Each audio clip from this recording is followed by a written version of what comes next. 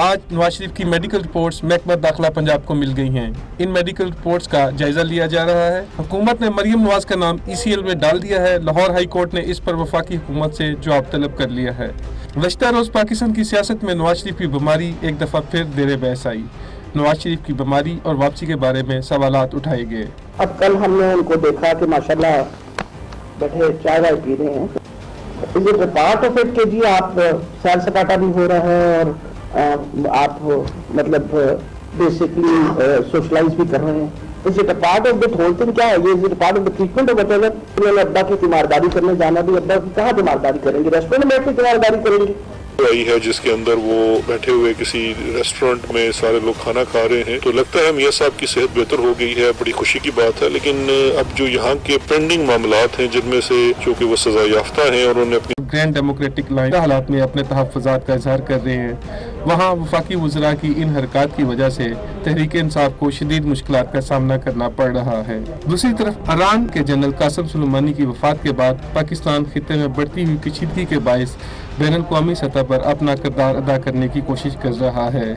आज मकबूजा कश्मीर पर अक़वाम मुत्तहिदा के सलामती कौंसिल के इजलास में शिरकत के लिए वज़ीर ख़ारजा 3 रोज़ा दौरे पर अमरीका पहुँचेंगे।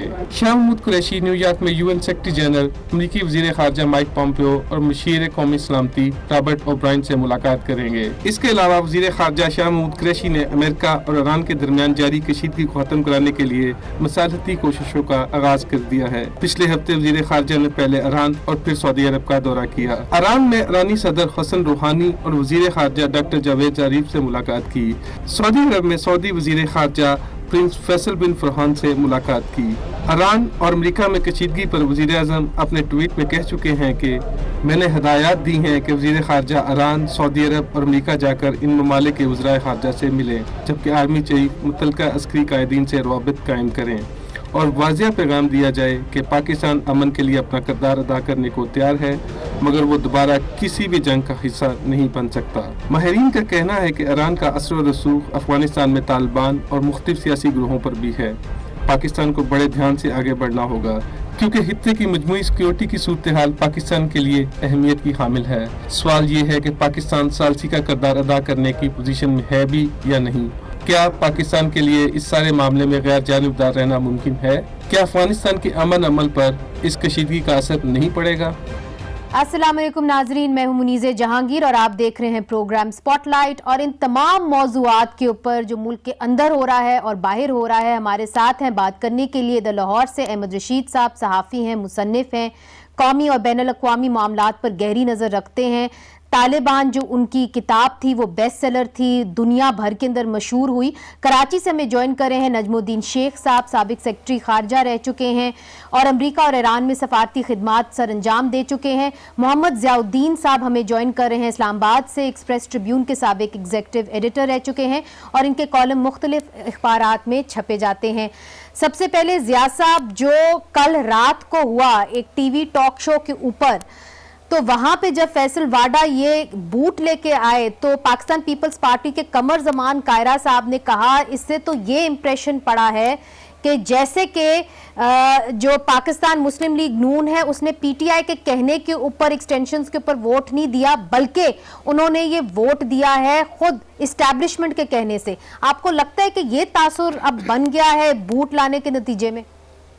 नहीं, ये तासुर तो बनने से पहले जो बूट का जो तासर हुआ है वो तो बहुत ही ख़तरनाक हुआ है PTI के लिए।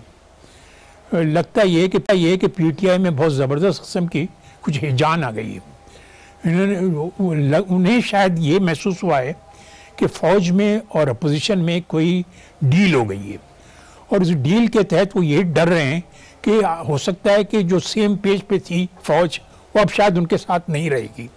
वरना इतना ये पैनिक लग रहा है मुझे PTI में, वरना इतनी बड़ी गलती, इतना बड़ा ब्लंडर, इतनी बड़ा डिमीनिंग हरकत, ऐसा लगता था कि वो खुद उस बूट को चाट के लेकर आए हैं, अपने खुद से जो ना चाट कर वो स्टूडियो में लेकर आए। It reflected on the PTI very badly. He should not have done that.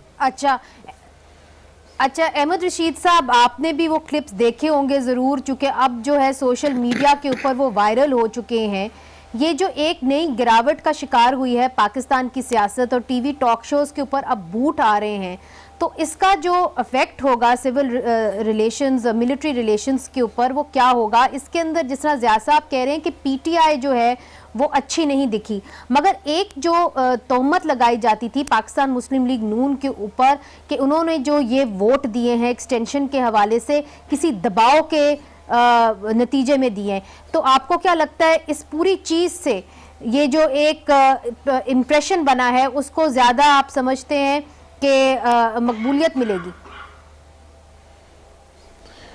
नहीं जी, हर हमारा इदारा जो है इन पिछले 2 साल में बिगड़ता हुआ जा रहा है। अगर आप किसी इदारा को देखें, ब्यूरोक्रेसी को, इस्टेब्लिशमेंट को, इंटेलिजेंस को, नैब को, या किसी को आप देखें तो बात साफ नहीं निकल रही है और इंस्टीट्यूशंस जो हैं वो मैं तो कहता हूँ कमज़ोर होते जा रहे हैं एक तरफ से, दूसरी तरफ से वो कमज़ोरी छुपाने के लिए ज़्यादा अपने आप को ताकतमंद समझते हैं और लोगों के ऊपर बहुत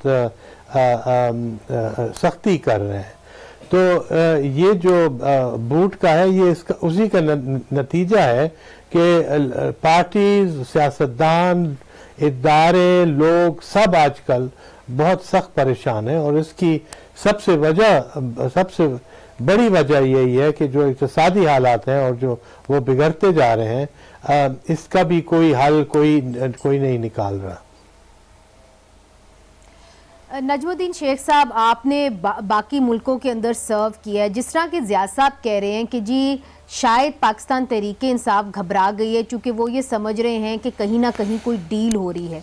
अभी हमने हाल में देखा कि chief of army staff UAE भी गए, फिर ये भी क्या सराहियाँ पिछले साल दिसंबर के अंदर ही हो रही थी कि जो यूएई है वो कोई डील जो है करवा रही है नवाज शरीफ साहब और जो है यहाँ के पावर्स के दरमियान।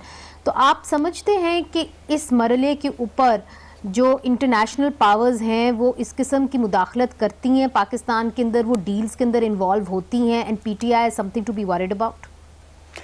देखिए, पहले तो पीटीआई जब आई थी तो ये था कि हम इंस्टीट्यूशंस को रीबिल्ड करेंगे, और इंस्टीट्यूशंस को रीबिल्ड करने का ये तरीका है कि आप अपने एक स्पोक्समैन रखें जो कि इन मामलात पे बात करें और उनको ज़रा केयरफुली सेलेक्ट करें कि इस किस्म की चीज़ ना हो जो कि कल देखने को मिली है। अभी मेरा तो फिर से ये होगा जो आप डील की बात कर रहे हैं, मेरे समझ में तो ये आया है कि यूएई ने आपसे कहा है कि हम आपका जो मामला है उसको सेटल करना चाहते हैं। पीटीसीएल के सिलसिले में जो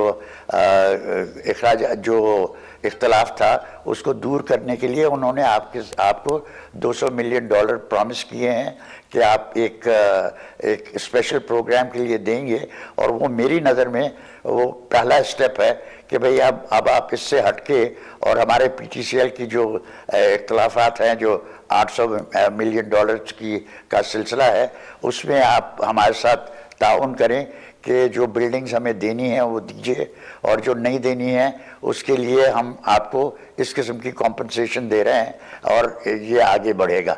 मेरा ख्याल है कि जो मोहम्मद बिन जायद आए थे उनका प्रिंसिपल पर्पस यही था कि ये जो झगड़ा है इसको सेटल किया जाए। जहाँ तक मुदाखलत का सिलसिला है, देखिए मुदाखलत की बात नहीं है, ये है आपका इस्तेकाम मशरिक़ वुस्ता के लिए अहम है, और इस वक्त यूएई ने, सऊदी अरेबिया ने, दोनों ने आपसे वादे किए हुए हैं कि आपके रिन्यूएबल एनर्जी में वो इन्वेस्टमेंट करेंगे। सऊदी अरेबिया रिफाइनरी की प्लान बना रहा है और इंशाल्लाह जब सुप्रीम काउंसिल मिलेगी तो उसमें वो आगे इसको बढ़ाने की कोशिश करेंगे कि रिफाइनरी भी बने। आपकी ऑयल सिटी जो है ग्वादर में, उसके लिए एक साउंड फाउंडेशन भी हो जाए और वहाँ पे सऊदी अरेबिया के लिए एक मार्केट बन जाए कि वो जो तेल बेचना चाहता है चीन को वो वहाँ पहुँचाए और वहाँ से पाइपलाइन। जो यूएई है या सऊदी अरेबिया, माजी में तो हमने देखा है कि सऊदी अरेबिया ने मियां नवाज शरीफ साहब को बेल आउट किया था, क्या इस सिलसिले के अंदर भी अगर मियां नवाज शरीफ जिस तरीके से बाहर गए, उनको जाने की इजाज़त दे दी गई, आखिरकार हुकूमत ने, लोगों ने बात की कि क्या आराइयाँ हो रही हैं डील की, आप समझते हैं कि यूएई और सऊदी अरेबिया का इस वक्त ये इंटरेस्ट होगा या कोई इंटरेस्ट होगा कि वो यहाँ पे मियां नवाज शरीफ साहब की तरफ से डील करें, चूँकि फवाद चौधरी साहब कह चुके हैं कि उनका कोई इंटरेस्ट नहीं है डील करने में मियां नवाज शरीफ साहब के लिए? देखिए, हर एक अगर बोलेगा तो आपको आपकी गवर्नमेंट, पीटीआई की गवर्नमेंट जो है उसकी कोई सेंस नहीं बनेगी। हर एक अपने तौर पे जो चाहता है बोल देता है। ये इंस्टीट्यूशन बिल्डिंग नहीं है, ये इंस्टीट्यूशन की डिस्ट्रक्शन है। ये मैं अपने तजर्बे के बिना पे कह रहा हूँ, स्पेसिफिक पीटीआई के सिलसिले में नहीं, लेकिन जब आप इंस्टीट्यूशंस को बिल्ड नहीं करेंगी तो इस किस्म की हरकत होगी। ये तो मैंने आपको बताया कि इसके लिए दो चीज़ें समझना ज़रूरी है। एक कि सऊदी अरेबिया के लिए आप उनके डिफेंस सिक्योरिटी के लिए आप एक अहम सुतून हैं। दूसरा कि यूएई के साथ भी इस वक्त जो मशरिक़ वस्ता में सूरत हाल है, वो चाहेंगे कि न सिर्फ आपका इस्तेकाम हो लेकिन आप उनकी हिमायत कर सकें और उस मसले में किसी तरह हल की तरफ चलने की आपके पास सलाहियत हो जाए। ठीक है ज़िया साहब, यही सवाल मैं आपसे करती हूँ, क्योंकि बातचीत जब आपने कहा ना कि पीटीआई इस वक्त घबराई हुई नज़र आ रही है, तो अगर पीटीआई घबराई हुई नज़र आ रही है तो क्या उनको कोई असरात नज़र आ रहे हैं? इसलिए चूँकि आपने देखा कि कैसे जितने भी इत्तेहादी हैं पाकिस्तान तहरीक-ए-इंसाफ के, MQM, GDA, PMLQ, और कल तो हमने देखा काबीना के अंदर MQM और PMLQ के जो मिनिस्टर हैं वो भी नहीं आए, तो क्या ये वजह है कि वो घबराए हुए नज़र आ रहे हैं? आज शेख रशीद साहब ने भी एक बयान दिया, उन्होंने कहा कि उन्होंने कहा कि कोई किसी को परेशान होने की ज़रूरत नहीं है, मार्च के अंदर जो है मामलात हल हो जाएंगे और इमरान खान साहब ही वज़ीर आज़म होंगे। और नहीं, ये शेख रशीद वाली बात तो खैर आप छोड़ दें, वो इस किस्म की बातें अक्सर करते रहते हैं, लेकिन जहाँ तक इस बात का ताल्लुक़ है कि जो उनके कोलिशन पार्टनर्स हैं वो या तो ख़ुद घबराए हुए या उन्हें कोई सिग्नल मिल गया है, क्योंकि कोलिशन जो बनी है इनकी, मैंने इनके पास खुद नेशनल असम्बली में इतनी सीट नहीं थे कि वो इमरान खान साहब को प्राइम मिनिस्टर इलेक्ट कर दें, तो उन्हें मदद लेनी पड़ी PMLQ से, MQM से, BNP मंगल से, GDA से। ये सारी जो पार्टीज़ हैं, कोलिशन पार्टनर्स जो हैं, वो अपने अपने दुश्मनों के बग़ज़ में इधर आए हैं। इन्हें PMLQ जो है वो PMLN के दुश्मनी में आए हैं, GDA जो आई है वो PPP के दुश्मनी में, MQM जो आई है वो भी PPP के दुश्मनी में, तो वो इन्हें छोड़ नहीं सकते कोलिशन। लेकिन ये भी हो सकता है कि वो प्रेशर डाल रहे हों कि इन हालात में जब वो बहुत ही देख रहे हैं कि वीक हो गई इमरान की गवर्नमेंट, तो वो प्रेशर डाल के अपनी डिमांड जो हैं वो लेना चाह रहे होंगे। लेकिन लगता यही कि the government is under pressure, because एक तो कोलिशन पार्टनर की तरफ से प्रेशर्स हैं, खुद उन्हें भी परेशानी है कि कहीं ये नहीं कि फ़ौज जो है ना उनका साथ छोड़ रही है। यानी इम्प्रेशन तो ये था ना कि नैब के एक इनसिक्योरिटी है। जी हाँ, नैब के सिलसिले में नैब की जो कानून बदल रहा है ना, तो उसमें ऐसा लग रहा था कि इमरान खान साहब की जो इलेक्शन के मैनिफेस्टो मेन आइटम जो था यानी अकाउंटेबिलिटी का, वो वीक पड़ रहा है। तो उसमें भी लग ही रहा था, क्योंकि ट्रेडर्स पहुंच गए थे फौज के पास और उन्होंने जाके शिकायत की थी कि भाई नैब की वजह से हम बड़े परेशान हैं। तो वो प्रेशर फिर फौज की तरफ से भी आया होगा कि भाई आप चेंज करें लॉ। तो वो वहाँ पर वो जो he is losing his main जो होती है ना मैनिफेस्टो की जो जान, वो लूज कर रहे हो। वो भी तो ये भी कमजोर हो गई। जी हाँ, वो भी परेशानी है इनको। ठीक अहमद रशीद साहब, दूसरी तरफ वज़ीर आज़म साहब की एक ख्वाहिश थी, और वो ये ख्वाहिश थी कि वो सालसी का किरदार अदा करें सऊदी अरब और ईरान के दरमियान। पहले भी कुछ वज़ीर आज़म की ये ख्वाहिश रही है, मगर हमने देखा है कि पाकिस्तान इसमें ज़्यादा कामयाब नहीं हुआ। अब हमने देखा कि फॉरेन मिनिस्टर शाह महमूद कुरैशी साहब पहले ईरान जाते हैं और फिर सऊदी अरब जाते हैं। आप इसमें क्या सिग्निफिकेंस देखते हैं? इसलिए चूँकि ईरान के अंदर वो वहाँ के सदर से भी मिले, वहाँ के फॉरेन मिनिस्टर से भी मिले, मगर सऊदी अरब के अंदर वो सिर्फ फॉरेन मिनिस्टर से मिले। तो क्या पाकिस्तान का वो कद काट सऊदी अरब की नज़र में है जिसके तहत हम सालसी का किरदार जो है वो कामयाबी से हम निभा सकें या कर सकें भी? देखिए जी, हम अपने आप को बुलाते हैं कि हम न्यूट्रल हैं और इस जंग में अरब वर्सेस ईरान हम न्यूट्रल हैं, मगर हकीकत क्या है और वो कौन किधर से ये न्यूट्रलिटी आई है? जब पाकिस्तान सऊदी अरेबिया से ज़बरदस्त कर्जे ले रहा है और वो अपने जवान भी भेज रहा है कुछ तादाद में सऊदी अरेबिया, ईरान से ना कर्जा ले रहा है ना वो फौजी जवान भेज रहे हैं।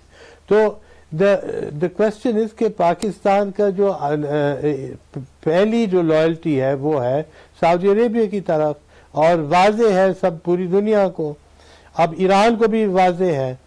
तो इस सूरत हाल में पाकिस्तान जब कहता है कि जी हम न्यूट्रल हैं और हम अमन लाएंगे और हम पीस इनिशिएटिव शुरू करेंगे, अफसोस की बात कि ये कहना है कि हमारी क्रेडिबिलिटी नहीं है इस चीज़ के लिए, ना गल्फ में ना ईरान में हमारी क्रेडिबिलिटी बहुत हद तक उड़ गई है। और दूसरी बात है कि जब तक मुल्क के अंदर स्टेबिलिटी नहीं हो और मुल्क के अंदर एहतसाम नहीं हो और लोग देखें कि ये स्टेबल गवर्नमेंट है, स्टेबल मुल्क है, इनकी सब जो इदारे हैं ये इकट्ठे हैं और एक मुंह से बात करते हैं, फिर जाके शायद वो कुछ सुने आपकी बात। मगर आजकल का जो सूरत हाल है जो अभी आपने खुद बयान दिया है, ये नहीं लगता है कि कोई पाकिस्तान को सीरियसली ले कि पाकिस्तान एक पीस मेकर बन सकता है। नाजरीन, इधर लेते हैं छोटा सा वक्फा और फिर वक्फे के बाद हाजिर होते हैं।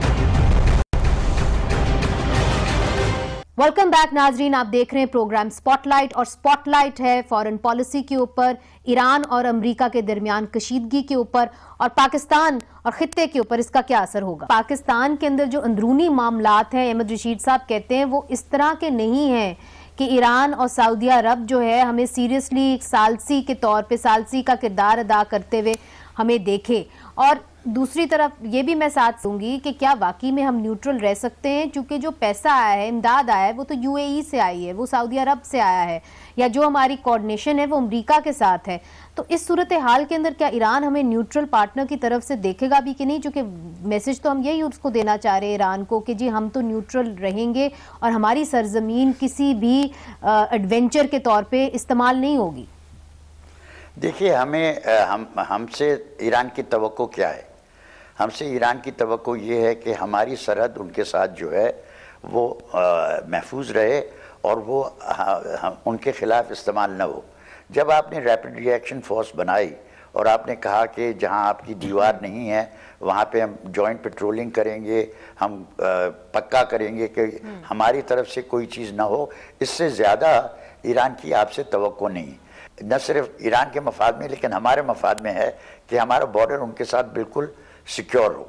उसके बाद जब हमने ये कह लिया ईरान के सिलसिले में, तो फिर सऊदी अरेबिया पे चलिए, आपका कहना बिल्कुल सही है, हम सऊदी अरेबिया से इमदाद लेते हैं और वो इमदाद कंटिन्यूस है, क्योंकि अगर वो क्रेडिट पे हमें तेल दे रहे हैं और वो आप 3 साल की कमिटमेंट है, या जो मुझे समझ में आया है कि 3 साल की कमिटमेंट है कि आपको लॉन्ग टर्म क्रेडिट मिलेगा, तो उसका एक असर होता है। चूँकि इस वक्त हमारे जो साबिक आर्मी चीफ हैं राहील शरीफ साहब, वो इस्लामिक यूनाइटेड फ्रंट जो एक है उसको लीड कर रहे हैं सऊदी अरब के अंदर, तो इसको कैसे देखा जाएगा? एंड जिस तरह के नजमुद्दीन शेख साहब ने कहा कि एक तरीके से there is no free lunch, तो इमदाद तो वहाँ से आई है, सऊदी अरब से, यूएई से आई है, अब टेंशन कशीदगी बढ़ी है ईरान के साथ, हम ईरान के नेबर्स हैं। माजी में ईरान ने हमारे ऊपर तोहमत लगाई और कहा कि आप जंदुल्ला को पालते रहे हैं, जो वो कहते हैं, लेज करते हैं कि जी उन्होंने शरारत की है ईरान के अंदर। तो अब आप पाकिस्तान का रोल कैसे देखते हैं? क्या वाकई में हम न्यूट्रल रह पाएंगे और ये कितना मुश्किल होगा? रहना तो हमें न्यूट्रल है और है बहुत ही मुश्किल काम, लेकिन ये बात भी सही है, फैक्ट ऑफ लाइफ है कि सऊदी अरेबिया के से हम बहुत ज़्यादा ओब्लाइज्ड हैं। अभी कोलालमपुर के समिट के सिलसिले में जब सऊदी अरेबिया ने कहा हमसे कि आप ना जाएं तो हम नहीं गए, तो इतना ज़्यादा जो है ना प्रेशर हम पे, या हम इतने ज़्यादा क्लोज हैं सऊदी अरेबिया से, ओब्लाइज हैं, लेकिन साथ साथ चूँकि हमारी खुद नेशनल जो डेमोग्राफी है अगर उसको देखा जाए तो ईरान के साथ हमें न्यूट्रल रहना बहुत ही ज़रूरी है। वरना अगर हमने कोई ऐसी हरकत की या ऐसा कोई एक्शन किया या सऊदी अरेबिया के साथ मिल गए कंप्लीटली ईरान पे प्रेशर डालने के लिए, या अमेरिका के साथ मिल गए, तो हमारे मुल्क के अंदर जो है ना बहुत ज़्यादा हॉरेंडस किस्म की क्राइसिस होगी, कम्युनल हंगामे शुरू हो जाएंगे। और क्योंकि ये और प्रॉक्सी वॉर जो है, हमने सफ़र किया proxy war, Saudi Arabia Iran दोनों की सब प्रॉक्सी वॉर पाकिस्तान के अंदर, तो ये हमें अवॉइड करना चाहिए। और we should bend our back to appease या और ये जो हमारे फॉरेन मिनिस्टर जो गए हैं ईरान, ये बहुत ही अच्छा जेस्चर है कि आजकल के हालात में हमारा फॉरेन मिनिस्टर वहाँ पर पहुँचा है, उनको दिलासा उनके साथ मीडिएशन करने के लिए नहीं बल्कि दिलासा देने के लिए या कोऑपरेशन करने के लिए या अपना सॉलिडारिटी बताने के लिए कि पाकिस्तान आपके दुख में शरीक है। और इस मुश्किल वक्त में आपने बिल्कुल दुरुस्त कहा अहमद रशीद साहब, इस मुश्किल वक्त के अंदर ख़ास तौर पे जब यूक्रेन के हवाले से भी जो एक एरोप्लेन गिरा है उसके हवाले से भी ईरान के ऊपर खासी तंकीद हो रही है, पाकिस्तान के फॉरेन मिनिस्टर को वहाँ पे चले जाना, उनको दिलासा देना कि जी हमारी सरजमीन आपके खिलाफ इस्तेमाल नहीं होगी, यकीनन अच्छा है, मगर आपको लगता है कि ये जो टेंशन्स हैं इसके अंदर हम आ जाएंगे? और ये जो ट्रिप है जिसके अंदर आप देखते हैं फॉरेन मिनिस्टर पहले ईरान गए, फिर वो गए सऊदी अरेबिया, फिर अब अमेरिका गए हैं जहाँ पे वो secretary of state Mike Pompeo से भी बात करेंगे, फिर वहाँ के जो नेशनल सिक्योरिटी एडवाइज़र है रॉबर्ट ओब्रायन, उनसे भी मुलाकात करेंगे। इस ट्रिप को आप कैसे देख रहे हैं in relation to the tensions that have been going on? ज़ाहिर है फॉरेन मिनिस्टर साहब जो है वो पाकिस्तान की पोजीशन वाज़े करेंगे और वो ये भी कहेंगे कि अगर ईरान के साथ आपने कोई खुफिया या बैक चैनल बातचीत करनी है तो हम हाजिर हैं, हम शायद ईरान के साथ कर सकें। मेरा अपना जो राय है, मेरे ख्याल में ईरान पाकिस्तान को इतना जिम्मेदारी नहीं देगा, ना इतना ट्रस्ट करेगा। वो ज़्यादातर जो उसके बैक चैनल होते हैं, ओमान है या तुर्की है या स्विट्ज़रलैंड है और भी यूरोपियन मुल्कों हैं, तो ये मगर फिर भी हमारी कोशिश होनी चाहिए, हमको दिखावा करना चाहिए कि हम दोनों अरब के साइड से और ईरान के साइड से हम दोनों में दोस्ती हमारी है और हम चाहते हैं कि ये दोनों मिल जाएं। तो ये जो ट्रिप है ये अच्छी बात है, मगर कामयाब होना और मसला है। मगर अहमद रशीद साहब ये भी बताइए कि ईरान का असर रसूख रहा है अफगानिस्तान के अंदर मुख्तलिफ ग्रोहों के ऊपर, वहाँ के जो स्टेक होल्डर्स हैं उसके ऊपर, फिर हमने देखा कि किस तरह तालिबान जो हैं वो ईरान भी गए, तो अब ईरान तालिबान से जो है बराह रास्त बात भी करता है, तो आपको ये खदशा है कि जो पाकिस्तान एक पीस प्रोसेस की तरफ या एक जो अमल है अफगानिस्तान के अंदर उसके अंदर जो अपना हिस्सा डाल रहा है, जो टेंशन हुई है उसका जो इफेक्ट है वो इसके ऊपर हो सकता है? और ख़ास तौर पे जो वो रिकन्सिलिएशन की बात कर रहा है कि जी जो तालिबान है उनको मुज़ाकराती मेज़ के ऊपर लाएं, तो इसके अंदर जो ईरान के साथ टेंशन है वो कैसे इफेक्ट होगा वो मामला? ईरान और पाकिस्तान राइवल हैं, वो अफगानिस्तान के बारे में राइवल हैं। जब से तालिबान उभरी है 1993 से ईरान और पाकिस्तान की बात नहीं बनी है, और उससे पहले भी आपको याद होगा जब अफगान रूसियों के खिलाफ लड़ रहे थे तो एक ईरानी बैक्ड महाज था और एक पाकिस्तानी बैक्ड महाज था मुजाहिदीनों का। तो ये है बहुत लंबी एक दास्तान है और ये कभी आपस में नहीं मिले हैं।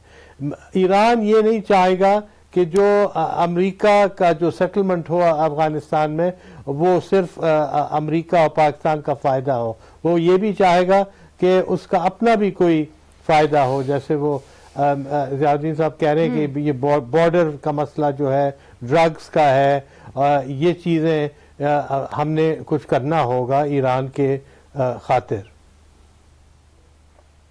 अच्छा, मगर जिस तरह के आपने कहा कि ईरान कोई अपना भी फायदा चाहेगा और जो तालिबान के साथ वो बातचीत कर रहा है उसके हवाले से भी कुछ चाहेगा, तो नजमुद्दीन शेख साहब, आप क्या समझते हैं कि ईरान क्या चाहेगा इस पूरे दौरान जब हम बातचीत कर रहे हैं और कोशिश कर रहे हैं कि जो तालिबान है वो अमेरिका के साथ मुज़ाकराती मेज़ पे आ जाएं, जंग बंदी हो जाए, उसके अंदर ईरान की क्या पोजीशन रहेगी? क्या वो उकसाएगा तालिबान को, जो एक खदशा है? देखिए, ईरान ने हमेशा अर्ग यानी जो पैलेस है उसके साथ राब्ता रखने की कोशिश की है। करज़ाई साहब ने एतराफ़ किया था कि मुझे पैसे ईरान हैं वो मैं यतीमों के लिए इस्तेमाल करता हूँ, जिस पे किसी को ख़ास ये कोई ख़ास तरीके से बिलीव नहीं करता था कि ये करज़ाई साहब सिर्फ इस वजह से कर रहे हैं। लेकिन ईरान की दिलचस्पियाँ अफ़गानिस्तान में दो नौइयत की हैं। एक के जो वहाँ पे अफ़ीम होती है उसके प्रिंसिपल कॉन्डुइट जो है वो ईरान है, कुछ पाकिस्तान के ज़रिए जाती है लेकिन ज़्यादा ईरान के ज़रिए जाती है। और ईरान में जो अफ़ीम की कंजम्पशन है वो ज़्यादातर क्या ऑलमोस्ट 100% यहाँ से अफ़गानिस्तान से आती है। तो उनकी एक दिलचस्पी नारकोटिक्स है, दूसरी दिलचस्पी ये है कि वो वहाँ पे नहीं चाहते कि अमेरिका की ट्रूप्स वहाँ रहें। अभी तक तो जो चीज़ें कही गई हैं उससे मालूम होता है कि ट्रंप कहता है कि मैं अपनी ट्रूप्स विड्रॉ कर लूँगा लेकिन एक काउंटर टेररिज्म की फोर्स में वहाँ रखूँगा। अब ईरान के लिए मसला ये है कि अगर वो काउंटर टेररिज्म की फोर्स रखता है तो वो ईरान पे नज़र रख सकता है, ईरान के सारे इलाके पे वो नज़र रख सकता है। लेकिन दूसरी तरफ ये है कि अगर वो हट जाता है तो फिर पैसे भी नहीं देगा, और अगर पैसे नहीं देगा तो ये 3,50,000 या 3,26,000 जो फौजी हैं जिनके सिर्फ बंदूक चलाने आती है वो एक केओटिक सिचुएशन पैदा करेंगे। और उसमें फिर ये होगा कि नॉर्थ में होंगे वही कॉम्बिनेशन बनेगी नॉर्दर्न अलायंस वाली, और साउथ में हमारे सरहद पे तालिबान होंगे। इस पोजीशन से ईरान घबराता है और हमें समझना चाहिए कि ईरान के जो है स्ट्रेटेजिस्ट है वो ये समझते हैं और वो देखना चाहते हैं कि इसमें कोई हम सॉल्यूशन ढूंढें जिस सॉल्यूशन के साथ हम रह सकते हैं। Very good point, that's a very good point. मगर इधर छोटा सा वक्फा लेना, वक्फे के बाद हम ये पूछेंगे कि अमेरिका और ईरान के दरमियान जो कशीदगी चल रही है उसका बराह रास्त असर अफगानिस्तान में क्या होगा, और पाकिस्तान जो अफगानिस्तान में करने की कोशिश कर रहा है उसके ऊपर कैसे असरअंदाज होगा। वेलकम बैक नाजरीन, आप देख रहे हैं प्रोग्राम स्पॉटलाइट। इंडिया जो है एक बहुत बड़ा फैक्टर, ज़ियाउद्दीन साहब, बात यह है कि हिंदुस्तान के अंदर जो सिटीजनशिप एक्ट को लेके जो एक रैलीज हुई हैं उसके तहत यहाँ पे एक खदशा पाया जाता है और बार बार यहाँ की जो अस्करी क़यादत है इसकी तरफ इशारा करती है, और हमारी जो सिविलियन गवर्नमेंट है वो भी कहती है कि ये ना हो कि इंडिया कोई एडवेंचर कर ले, चूँकि उन्होंने जो हाल में उनके जो चीफ ऑफ आर्मी स्टाफ ने, आर्मी चीफ ने जिस किस्म के बयानात दिए हैं कि जी हम अगर हमें मैंडेट हो तो हम आज़ाद जम्मू कश्मीर के ऊपर भी हमला कर सकते हैं, उनके ऊपर भी काबिज़ हो सकते हैं, तो आप समझते हैं कि हालात वहाँ पे इतने ख़राब हो गए हैं कि हिंदुस्तान जो है वो कोई एडवेंचर कर सकता है? Is this a real threat? ये रियल थ्रेट है, सही है। मैंने इसका एहतमाल है कि अपनी परेशानी, अपने प्रेशर में, जो प्रेशर इस वक्त हिंदुस्तान में पड़ रहा है, हिंदुस्तान की हुकूमत को पड़ रहा है, इन्हें एक ग्राउंड स्वेल निकला है, इन्हें पब्लिक बाहर आ गई है, ख़ासकर नौजवान बाहर आ गए हैं ये सिटीजन बिल की वजह से। तो हो सकता है कि वो कोई, और ये जो हुकूमत है मोदी साहब की, वो मुझे लगता है कोई इनएक्सपीरियंस हुकूमत है। ये उन्होंने बालाकोट पे जो हरकत की थी, इतनी ख़तरनाक हरकत की थी उन्होंने, तो जंग तो उसी वक्त शुरू हो सकती थी। वो तो इन्हें दोनों तरफ एक इन्हें बात आई कि भाई आप इससे ज्यादा बढ़ना नहीं चाहिए। You think it's a real threat? लेकिन इसे रियल थ्रेट। तो आप समझते हैं ये खदशा वाकई में है? अहमद रशीद साहब, कंक्लूडिंग रिमार्क्स आपसे चाहूंगी कि वाकई में आपको लगता है कि जो खदशात पाकिस्तान के अंदर हैं कि हिंदुस्तान जो है वो एक एडवेंचरस मूड के अंदर है, कुछ भी कर सकता है, कहीं भी हमला कर सकता है? Is this really a real threat? I really don't think so ji. India, मेरे ख्याल में इंडिया की जो सबसे बड़ी परेशानी है अभी ये है कि उसकी इक्तिसादी हालात जो है वो बहुत बिगड़ रहे हैं और ग्रोथ रेट जो है वो बहुत गिर गया है, फॉरेन इन्वेस्टमेंट बहुत गिर गया है। अब जो मोदी ने वायदे दिए थे लोगों को, पब्लिक को इंडिया में कि हम आपको बिल्कुल खुशहाल बनाएंगे और मुल्क को ठीक ठाक करेंगे, ये बिल्कुल नहीं हुआ है। तो एक तरफ से तो राइटिंग भी हो रही है और माइनॉरिटीज़ की बड़ी सख्त मूवमेंट है उसके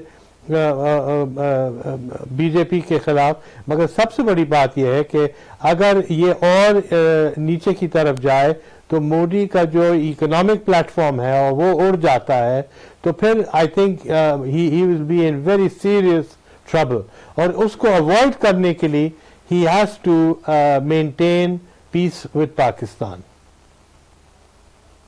ओके, ऑन दैट नोट बहुत बहुत शुक्रिया जनाब अहमद रशीद साहब, नजमुद्दीन शेख साहब, ज़ियाउद्दीन साहब। मगर हमारे तीनों जो पार्टिसिपेंट्स हैं उन्होंने बहुत अहम बातें की हैं बैनुल-अक़वामी हवाले से, फॉरेन पॉलिसी के हवाले से, मगर मेरा ख्याल है तीनों इस बात पे आमादा हैं कि अगर मुल्क के अंदर हालात बेहतर हों, अगर यहाँ पे स्टेबिलिटी हो तो फिर पाकिस्तान जो है फॉरेन पॉलिसी भी जो है अपनी सही तरीके से चला सकता है। And I think they can be no argument on that. Munizae Jahangir को आज के लिए इजाज़त दीजिए। खुदा हाफिज़।